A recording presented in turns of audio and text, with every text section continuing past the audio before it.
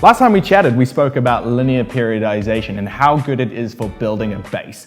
Unfortunately, you can't milk linear gains forever, and at some point, you're going to plateau. So Damien, what do you do then? Well, my next recommendation will be looking at double progression. Double progression still moves in a linear fashion, but rather than just focusing on one variable, the amount of weight lifted, we focus on two variables, such as the weight lifted and the amount of reps. So for instance, say you're squatting and you're doing 3 sets of 3 as your linear progression, and you've got into 100 kgs, but you can't do 3 sets of 3 at 105. You're stuck at that 100. Rather than deloading once again or just banging our head against the wall and trying to get 105 for 3 sets of 3, we might look at trying to increase the amount of reps. So for instance, week 1, you might do 3 sets of 3 at 100.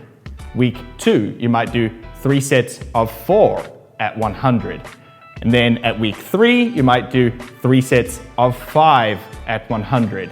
Then week 4, we go back to 3 sets of 3 and do 105 and repeat the pattern. So rather than just adding weight every time, we work our way up to a heavy weight, build our base out with volume, and then up the weight once again. When it comes to building strength, double progression doesn't move as quickly as linear periodization, but they're kind of cousins. They work in a very similar way, and it just kind of extends out your training cycle, gets you more confident and used to moving that amount of weight before progressing. And you'll see a theme as I keep talking about these progression models. As you get more advanced, the progression has to be stretched out over a longer and longer period. So if you're stuck on a weight that you just can't seem to increase, maybe try double progression and see if that busts your plateau.